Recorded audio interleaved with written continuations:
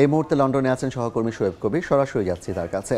শোয়েব, দীর্ঘ ৪ মাস লন্ডনে চিকিৎসাধীন থাকার পরে বিএনপি চেয়ারপারসন বেগম খালেদা জিয়া আজ লন্ডন আসার সময় ৪টা ১০ মিনিটে তিনি লন্ডন থেকে কাতার আমিরের পাঠানো বিশেষ এয়ার অ্যাম্বুলেন্সে করে বাংলাদেশে পৌঁছবেন।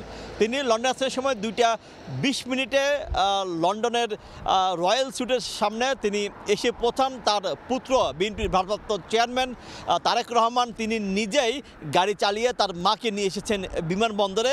তারা বর্তমানে বিমানবন্দরের রয়্যাল সুইটে সেখানে অবস্থান করছেন এবং আর কিছুক্ষণ পরে ঠিক ১ ঘন্টার মধ্যে হয়তো ধারণা করা হচ্ছে, ১ ঘন্টা পরে হয়তো ধারণা করা হচ্ছে আপনার এই যে বিমানটি সেটি করে তারা লন্ডন ত্যাগ করবেন এবং কাতারে ১ ঘন্টা যাত্রা বিরতির পর আগামীকাল বাংলাদেশ স্থানীয় সময় 10:30টার দিকে সেই বিমানে করে ঢাকায় পৌঁছানোর কথা রয়েছে। আমরা যেটি দেখেছি যে গাড়ি যে বহর দেখেছি, বেশ কয়েকটি গাড়ি বহরে, এবং প্রথম যে গাড়িটি চালিয়ে এসেছিলেন বিএনপির ভারপ্রাপ্ত চেয়ারম্যান তারেক রহমান, সেখানে আমরা দেখেছি তার সহধর্মিণী ডাক্তার জোবাইদুর রহমানকে আমরা সাথে দেখেছি এবং বিএনপির তার মাকে আমরা দেখেছি ছিলেন এবং এর সাথে কিন্তু সফরসঙ্গী হিসেবে আরও রয়েছেন যে আরাফাত রহমান কোকর, যে স্ত্রী সৈয়দা শামিলা রহমান, তিনিও কিন্তু এই যে সফরসঙ্গী হিসেবে রয়েছেন। একই সাথে যুক্ত হয়েছেন যুক্তরাজ্য বিএনপির যিনি সভাপতি এম এ মালেক এবং যুক্তরাজ্য বিএনপির সাধারণ সম্পাদক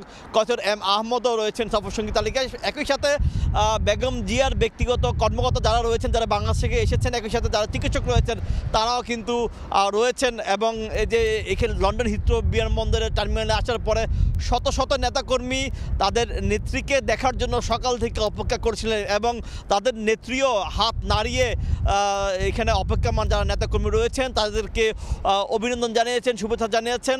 নেতাকর্মীরা বলছেন যে বাংলাদেশের যে গণতন্ত্রের কে আরও সুসংগত করার জন্য নেত্রী হয়তো দেশে গিয়ে দলকে সঠিকভাবে এবং আরও সক্রিয়ভাবে নেতৃত্বে থাকবেন।